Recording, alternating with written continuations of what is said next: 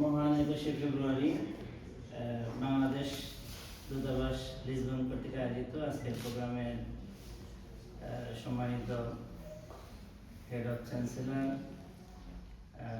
Councillor প্রধান, বাংলাদেশ দূতাবাসের সম্মানিত কর্মকর্তাবৃন্দ, উপস্থিত বাংলাদেশি কমিউনিটির অন্যতম পরিচিত মুখ তসলিমউদ্দিন ভাই, আবুনাই মোহাম্মদ শহীদুল্লাহ ভাই, মোশাররফ হোসেন ভাই এবং সাইফুল আলম ভাই সহ সবাইকে আজকে এই ভাষা দিবসের অভিনন্দন।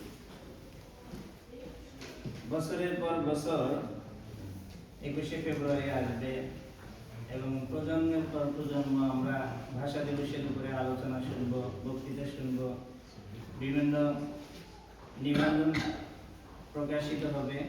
এর মধ্য দিয়ে আমাদের যে একটি গৌরবময় ইতিহাস, ঐতিহ্য, এটা আমরা যুগের পর যুগ দেশে বিদেশে যেখানেই থাকি না কেন এটা আমরা শুনব, আলোচনা শুনেছি আর বিজ্ঞজনের কাছ থেকে শুনব। আমাদের মাঝে উপস্থিত আছেন, আমরা আমাদের পক্ষ থেকে বাংলাদেশি কমিউনিটির পক্ষ থেকে অভিনন্দন জানাই। Congratulation our special guest and Portuguese socialist party, leader of the socialist party, আমাদের প্রোগ্রামের পক্ষ থেকে অভিনন্দন। ভাষা আন্দোলনের ইতিহাস এটা আমাদের জানা অত্যন্ত জরুরি। আমরা 1947 সালে ঢাকা কলেজের তৎকালীন প্রিন্সিপাল ইব্রাহিমের নেতৃত্বে একটি সংগঠন হয়েছিল তমদ্দুন মজলিস। সেই তমদ্দুন মজলিসের প্রবন্ধ উপস্থাপন, সেমিনার, সভা, এগুলোর মধ্য দিয়ে আস্তে আস্তে হাঁটি হাঁটি পা পা করে প্রাণের দাবি মাতৃভাষাকে প্রতিষ্ঠিত করার জন্য যাত্রা শুরু হয়েছিল। এই ধারাবাহিকতায় 1952 সালের 21শে ফেব্রুয়ারি ঢাকার রাজপথে, ঢাকা মেডিকেলের সামনের রাস্তায় যে সালাম, রফিক, জব্বার সহ অসংখ্য না জানা আরো অনেকে সেই শহীদ হয়েছিলেন, রক্ত দিয়েছিলেন মাতৃভাষার জন্য। এটি পৃথিবীর প্রথম একটি জাতি, সম্ভবত আমরাই গর্বিত জাতি যারা একমাত্র মাতৃভাষার জন্য জীবন দিতে হয়েছে।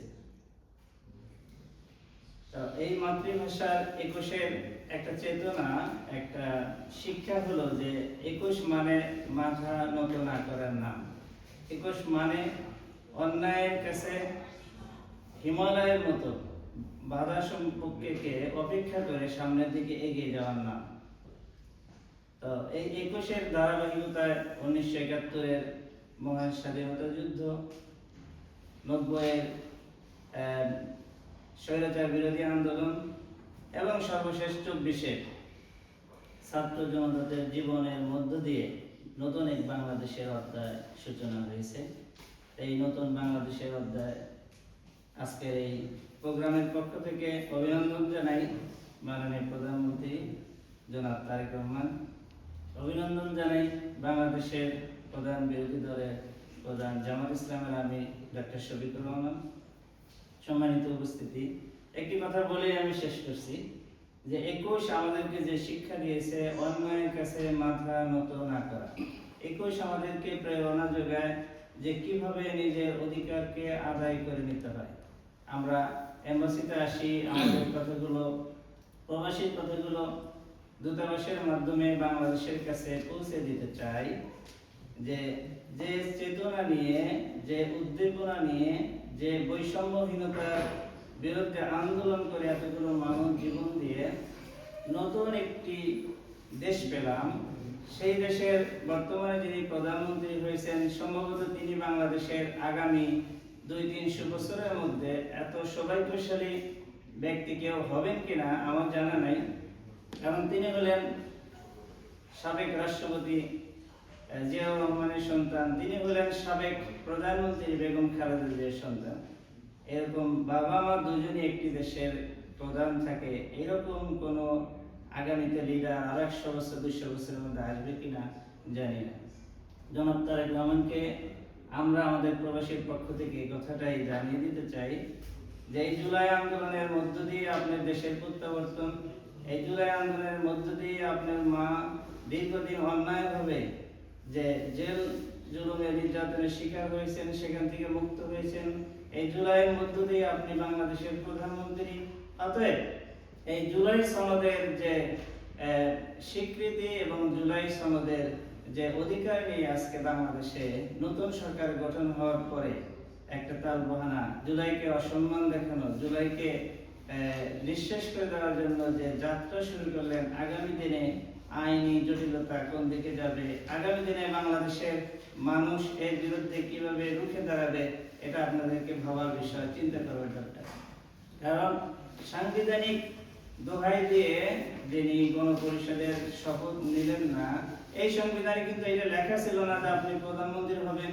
এই সংবিধানে কিন্তু লেখা ছিল না যে বাংলাদেশে একটি নির্বাচনের পরে আরেকটি নির্বাচনের মাঝখানে মধ্যবর্তী নির্বাচন হবে। এই সংবিধানে লেখা ছিল না যে একটি অন্তর্বর্তী সরকার হবে। এই সব কিছু যদি সংবিধানে লেখা না থাকে, তাহলে কেন জুলাই সনদকে স্বীকৃতি দেওয়ার ক্ষেত্রে সংবিধান সামনে আনতে হবে? এই যে আইনি জটিলতা তৈরি করলেন, এটা জনাব তারেক রহমান এবং বিএনপির নেতৃবৃন্দরা কিভাবে ডিল করবেন ভবিষ্যতেই দেখা যাবে। আমরা আমাদের পক্ষ থেকে আহ্বান জানাই যে 21-এর চেতনায় মানুষের অধিকার আদায়ের ঠিক একইভাবে 71 এবং 24, এই 24-এর চেতনাকে আমরা ধারণ করব, অন করব এবং মানুষের ভাষা বোঝার চেষ্টা করব, সেভাবে দেশ পরিচালনা করব। সকলকে আবারও একটি স্লোগানের মধ্যে দিয়ে শেষ করছি, দুটি দলের প্রধান স্লোগান, সবার আগে বাংলাদেশ। এই সবাই মিলে গড়ি একসাথে বাংলাদেশ। ধন্যবাদ সবাই।